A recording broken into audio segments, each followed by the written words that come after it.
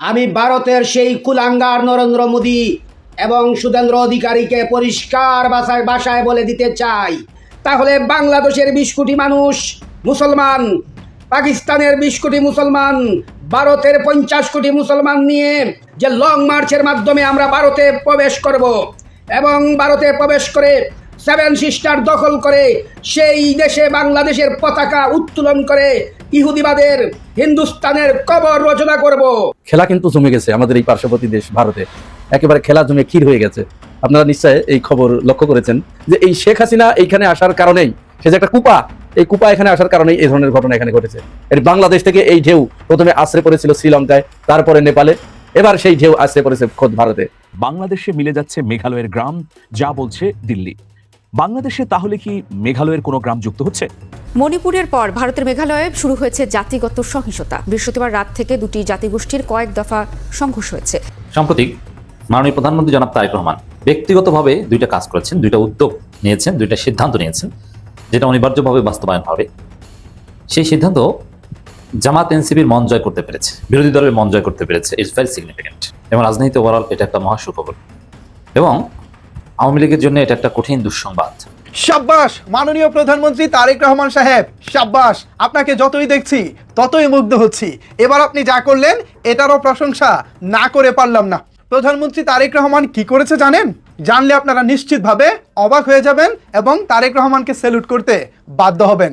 এবার মাফিয়া বসুন্ধরা ধরা খাবে। বসুন্ধরার 5টি মিডিয়াতে প্রশাসক বসানোর জন্য আদালতের দ্বারস্থ হয়েছেন ব্যারিস্টার এম সারওয়ার হোসেন। প্রিয় দর্শক, মাওলানা আব্দুল হামিদ খান ভাসানী বলেছিলেন 7 সিস্টার্সের বেশ কিছু রাজ্য যতদিন পর্যন্ত বাংলাদেশের সাথে সংযুক্ত না হবে ততদিন পর্যন্ত বাংলাদেশের মানচিত্র পূর্ণতা পাবে না। এমনকি তিনি এটাও বলেছিলেন যে আসলে সেই রাজ্যগুলো আমাদেরই, বা সেই রাজ্যগুলো বাংলাদেশেরই। তবে কি এতদিন পরে এসে মাওলানা আব্দুল হামিদ খান ভাসানীর সেই মন্তব্যটি সঠিক হতে চলেছে? আমরা কি সেই রাজ্যগুলো পেতে চলেছি? প্রিয় দর্শক, আশা করছি আজকের ভিডিওটি মনোযোগ সহকারে দেখলেই সেই বিষয়টি ক্লিয়ারলি বুঝতে পারবেন। এমনকি দর্শক, ইতিমধ্যেই একজন বিশ্লেষক তো বলেছেন যে বাংলাদেশের 20 কোটি মুসলমান, পাকিস্তানের যত মুসলমান আছে তারা এবং ভারতের মুসলমান সহ ভারতের লং মার্চের মাধ্যমে প্রবেশ করবে এবং ভারতে বাংলাদেশের পতাকা উত্তোলন করবে। তো প্রিয় দর্শক, তিনি এরই সাথে সাথে বেশ কিছু চাঞ্চল্যকর তথ্য প্রকাশ করেছে, সেগুলো আজকের ভিডিওটি দেখলেই আপনারা জানতে পারবেন। এমনকি প্রিয় দর্শক, এরই সাথে সাথে জনাব তারেক রহমান ইতিমধ্যে 2টা সিদ্ধান্ত নিয়েছেন, যেই 2টা সিদ্ধান্ত জামায়াত ইসলামী এবং এনসিপি অর্থাৎ বিরোধী দলীয় যেই জোটটি রয়েছে তারা খুবই পছন্দ করেছেন। কিন্তু জনাব তারেক রহমান কি এমন কাজ করেছেন যে বিরোধী দলও সেটার প্রশংসা করতে বাধ্য হয়েছে, সেই 2টা কাজ সম্পর্কেও আপনারা জানতে পারবেন। তো আমি আর বেশি কথা বাড়াবো না, এই ভিডিও শুরুতেই আপনাদের আরো যে ভিডিওগুলোর অংশবিশেষ দেখিয়ে শুরু করেছিলাম সেই ভিডিওগুলোর বিস্তারিত আলোচনা দেখাবো। তবে তার আগে বলি, যারা এখনো চ্যানেলটি সাবস্ক্রাইব করেনি সকলে চ্যানেলটি সাবস্ক্রাইব করে পাশে থাকা বেল আইকনটি বাজিয়ে দিবেন। আর যারা ফেসবুক থেকে দেখছেন তারা অবশ্যই পেজটি ফলো করে দিবেন। দর্শক, তো চলুন একটি লাইক দিয়ে আমরা ধারাবাহিকভাবে সবগুলো ভিডিওর বিস্তারিত আলোচনা দেখে আসি। আমি ভারতের সেই কুলাঙ্গার নরেন্দ্র মোদী এবং সুধীন্দ্র অধিকারীকে পরিষ্কার ভাষায় বলে দিতে চাই, যদি শহীদ শরীফ উসমান হাদির খুনি ফয়সল করিমকে বাংলাদেশের হাতে 20 দিনের ভিতরে যদি তুলে না দেওয়া হয়, তাহলে ভারতের কপালে যে গজব আসবে, যে ভয়াবহ দুর্গতি আসবে, যে কঠিন পরিস্থিতির মুখোমুখি হবে ভারত, সেই জন্য আমি কঠিন হুঁশিয়ারি করে বাংলার প্রান্তর থেকে জানিয়ে দিতে চাই, সেই ইহুদিবাদের দূষর, সাম্রাজ্যবাদের দূষর, সেই সমস্ত ইহুদিবাদের ইসরায়েলের এজেন্ট ভারতের নরেন্দ্র মোদীকে বলে দিতে চাই, 20 দিনের ভিতরে যদি ফয়সল করিমকে, হাদিকে হত্যাকারীকে যদি আপোষে বাংলাদেশের বুকে যদি প্রেরণ না করা হয়, তাহলে বাংলাদেশের 20 কোটি মানুষ মুসলমান, পাকিস্তানের 20 কোটি মুসলমান, ভারতের 50 কোটি মুসলমান নিয়ে যে অগ্নিগর্ভ ধারণ করে প্রতিবাদের সেই কঠিন শিখরে উঠে যে লং মার্চের মাধ্যমে আমরা ভারতে প্রবেশ করব এবং ভারতে প্রবেশ করে 7 সিস্টার দখল করে সেই দেশে বাংলাদেশের পতাকা উত্তোলন করে ইহুদিবাদের হিন্দুস্তানের কবর রচনা করব। প্রয়োজনে রক্ত লাগে রক্ত দেব, জীবন লাগে জীবন দেব, কল্লা লাগে কল্লা দেব, প্রয়োজনে শহীদ হয়েও হলে বাংলার জমিনে সেই হাদি হত্যার বিচার কায়েম করবই করব ইনশাল্লাহ। বন্ধুরা আমার, আমি দ্ব্যর্থহীন ভাষায় সেই আওয়ামী লীগের দূষর, সেই আওয়ামী লীগের রাক্ষসী রানী কটকটি সেই শেখ হাসিনাকেও পরিষ্কার ভাষায় হুঁশিয়ারি করে দিতে চাই, বাংলাদেশ আর ভারত সমান না। বাংলাদেশের রাজত্বে যতদিন ছিলেন ততদিন আপনি বাংলাদেশের প্রধানমন্ত্রী হিসাবে মানুষের উপরে যে অত্যাচার করেছেন, যদি আর বেশি বাড়াবাড়ি করেন আপনার কবর রচনা হবে দিল্লির মাটিতে। গোপালগঞ্জের নাম নিশানা, টঙ্গিপাড়ার নাম নিশানা আমরা বদলে দেব ইনশাল্লাহ। বন্ধুরা আমার, আমি বাংলাদেশের উলামায়ে কেরাম, তৌহিদি জনতা সহ ইনকিলাবের সাক্ষী যারা আছেন তাদের সবাইকে আমি বলতে চাই, আসুন আমার সাথে দরবার গণ আন্দোলন গড়ে তুলুন। ভারত বিরোধী আন্দোলনের মাধ্যমে সারা বিশ্বকে জানিয়ে দেন মুসলমান ওমর রাদিয়াল্লাহু তাআলা আনহুর বংশধর, মুসলমান শাহজালালের উত্তরসূরি, মুসলমান শাহপরানের উত্তরসূরি, মুসলমান শাহ আলীর উত্তরসূরি। বন্ধুরা আমার, এই বাংলাদেশের জমিনে যত সময় পর্যন্ত আওয়ামী লীগের দালাল থাকবে ততক্ষণ পর্যন্ত বাংলাদেশে সেই উসমান হাদির হত্যাকারী ফয়সল করিমকে আনা সম্ভব হবে না বন্ধুরা। তাই বাংলাদেশের মুসলমানের কাছে, উলামায়ে কেরামের কাছে আমার উদারত আহ্বান, আসুন লং মার্চের ঘোষণা দেন। আগামী 20 দিনের ভিতরে যদি ভারত সরকার উসমান হাদির হত্যাকারীকে বাংলার জমিনে যদি প্রেরণ না করে, তাহলে ভারতের নাম পৃথিবীর মানচিত্র থেকে মুছে দেব ইনশাআল্লাহ। ইনকিলাব জিন্দাবাদ, শহীদ উসমান হাদি জিন্দাবাদ। খেলা কিন্তু জমে গেছে আমাদের এই পার্শ্ববর্তী দেশ ভারতে, একেবারে খেলা জমে ক্ষীর হয়ে গেছে। আপনারা নিশ্চয় এই খবর লক্ষ্য করেছেন। সম্প্রতি, একেবারে অতি সম্প্রতি, ভারতের একজন বিচারপতি, সূর্যকান্ত তার নাম, তিনি ভারতের জেনজিদেরকে তেলাপোকার সাথে তুলনা করেছিলেন। ঠিক যেরকম আমাদের বাংলাদেশের সাবেক প্রধানমন্ত্রী, যিনি এখন পালিয়ে ভারতে চলে গেছেন, তিনি যেরকম ছাত্রদেরকে, তারপরে আমাদের জেনজিদেরকে রাজাকারের বাচ্চার সাথে তুলনা করেছিলেন, রাজাকারের নাতিপুতি বলেছিলেন। এরপরে তো ঘটনা যা ঘটবার ঘটে গেল। বিক্ষোভের প্রবল ঢেউয়ে তিনি ভাসতে চলে গেলেন ওপারে যেও ঠিক ভারতেও তিনি এরকম কুপা লাগিয়ে দিয়েছেন। এবং ধারণা করা হচ্ছে, অনেকেই বলছে যে এই শেখ হাসিনা এইখানে আসার কারণেই, সে যে একটা কুপা, এই কুপা এখানে আসার কারণেই এই ধরনের ঘটনা এখানে ঘটেছে। নইলে ভারতের মতো একটি দেশে সেখানকার বিচারপতি কেন সে দেশের জেনজিদেরকে তেলাপোকা বলে সম্বোধন করবেন? সেই বিষয়টি আমি আপনাদেরকে বলবো। তার আগে এই আমাদের বাংলাদেশে একজন উপদেষ্টা, প্রধানমন্ত্রীর উপদেষ্টা, তিনি একটি জঘন্য কুৎসিত একটি মন্তব্য করেছেন জনগণের খুব গুরুত্বপূর্ণ একটা বিষয়কে কেন্দ্র করে। সেই বিষয়ে দুটি কথা না বললে এদের মুখে এরা হয়তো লাগাম দিবে না, কখনোই এরা এদের মুখে লাগাম দিবে না। তারপরেও আমাদের এদের এই মুখ থেকে যে দুর্গন্ধময় কথাগুলো বের হয়, এর জন্য আমাদের প্রতিবাদ জানানো দরকার। আপনারা জানেন, এই গত 40 দিনের ব্যবধানে বিদ্যুতের দাম আবার বৃদ্ধি পেয়েছে।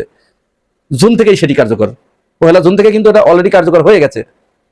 এর আগে এপ্রিলে একবার দাম বাড়ানো হলো জ্বালানি তেলের, সমস্ত প্রকার জ্বালানি তেলের। সেখানে বিগত সময়ের সবচেয়ে রেকর্ড পরিমাণ দাম বাড়ানো হয়েছিল এপ্রিল মাসে, মাথায় রাখবেন। কিন্তু 40 দিনের ব্যবধানে আবার এই গত বুধবারে গ্যাস, বিদ্যুৎ এবং জ্বালানি তেলের দাম আবার বাড়ানো হয়েছে, এবং এবারও সর্বোচ্চ পর্যায়ের, রেকর্ড পর্যায়ের। এখন বিদ্যুতের দাম যে বাড়ানো হয়েছে, এইটা সরকারের বছরে 14,200 কোটি টাকা অতিরিক্ত ইনকাম হবে, যে পরিমাণ বাড়ানো হয়েছে। এবং গ্রাহক পর্যায়ে আমরা যারা ব্যবহার করি, প্রতি ইউনিট বিদ্যুতের দাম এখন পড়বে 10 টাকা 63 পয়সা। আগে যেটা বাড়ানো হয়েছিল 40 দিন আগে, সেখান থেকে 16.63% বৃদ্ধি করে এখন নতুন করে দাম নির্ধারণ করা হয়েছে। বাসাবাড়ির যে ময়লা টানে না, এই ময়লা বিল, যারা ময়লা নিয়ে যায়, এদেরকে 100 টাকা দেওয়া হতো। শুধুমাত্র 5 আগস্টে এটি বাদ গেছে। 6 আগস্ট থেকে বলা হলো যে এটা 120 টাকা করে দিতে হবে। আচ্ছা, 120 টাকা দেওয়া হলো। তারপরের সপ্তাহে এসে বললো যে না, 120 টাকা হবে না, 150 টাকা করে দিতে হবে। তার মানে এখন 150 টাকা করে নিচ্ছে। বুঝতে পেরেছেন? 17 বছরের ক্ষুধা, 17 বছরের ক্ষুধা।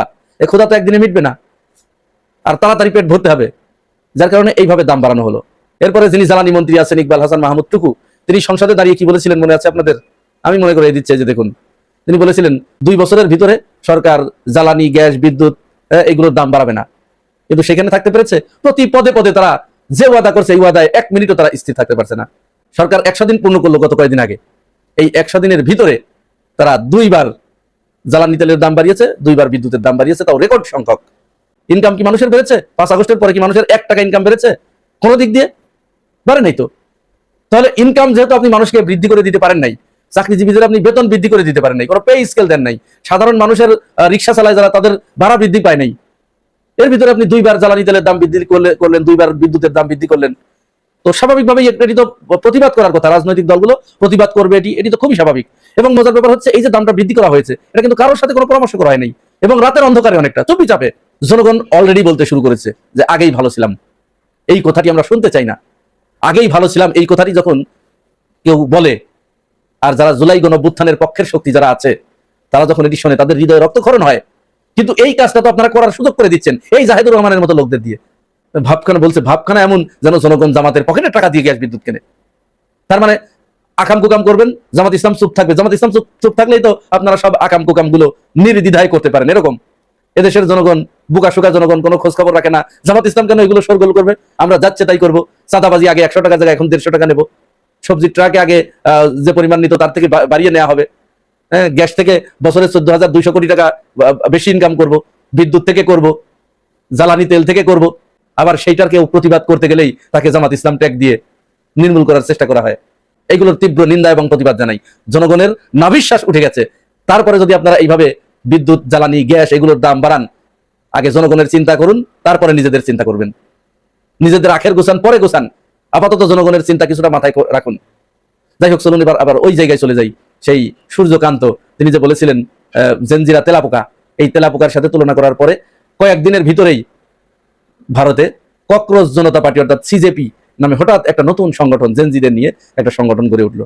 সেই সংগঠনের জেনজিরা, মূলত এটা কিন্তু জেনজিদের, আমাদের বাংলাদেশের যেরকম এনসিপি গড়ে উঠলো এরকম জেনজিদের একটা সংগঠন। তারা ভারতের আকাশ বাতাস গগন বিদারী স্লোগানে প্রকম্পিত করে ফেলেছে। এবং মজার ব্যাপার হচ্ছে এই স্লোগানটা কোন স্লোগান জানেন?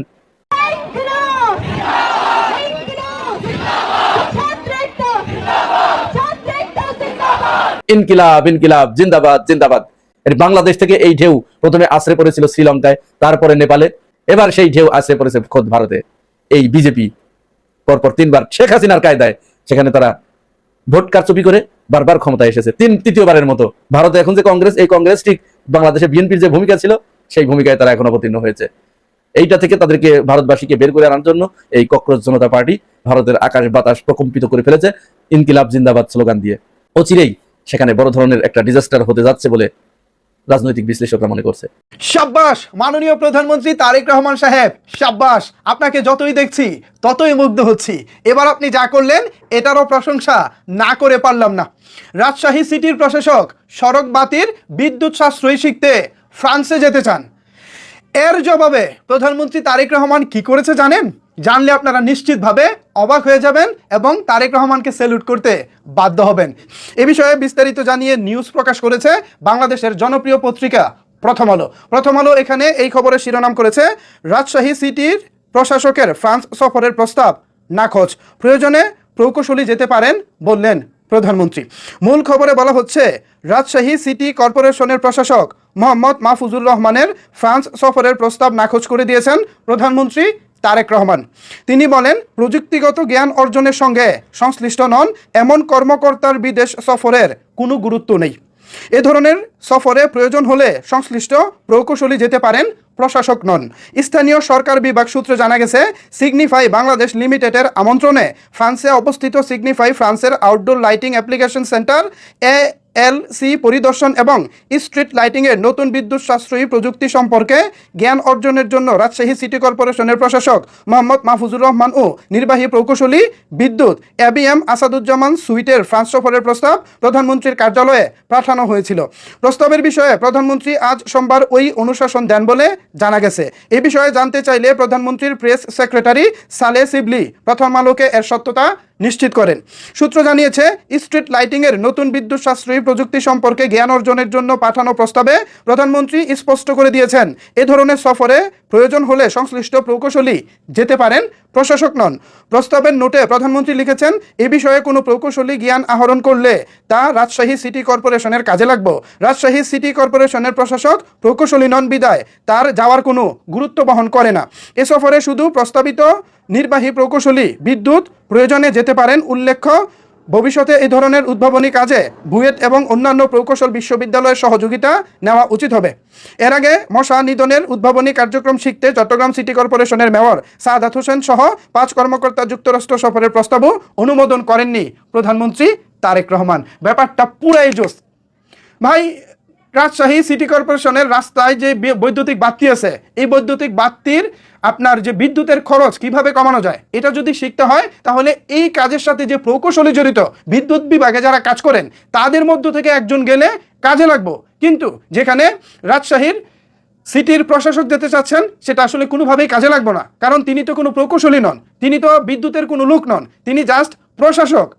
তো প্রশাসক ভাই বিদ্যুৎ সাশ্রয় শিখলে তো কাজে দিবে না, এর চাইতে ভালো কোনো একজন প্রকৌশলী গিয়ে শিখলে বরঞ্চ সেটা কাজে দিবে। দারুণ দারুণ দারুণ। প্রধানমন্ত্রী তারেক রহমানের এই ব্যাপারটিকে আপনারা কিভাবে দেখছেন? দর্শক, আমি আশা করছি আপনারা সকলেই অত্যন্ত মনোযোগ সহকারে সবগুলো ভিডিও দেখেছেন। এমনকি দর্শক, যদি এই ভিডিওগুলো সম্পর্কে আপনাদের কোনো মতামত থেকে থাকে তাহলে তো অবশ্যই জানাবেন। দর্শক, নিউজটি শেষ করছি এখানে, ফিরছি পরবর্তী নিউজে নতুন কোনো টপিকে। আল্লাহ হাফেজ।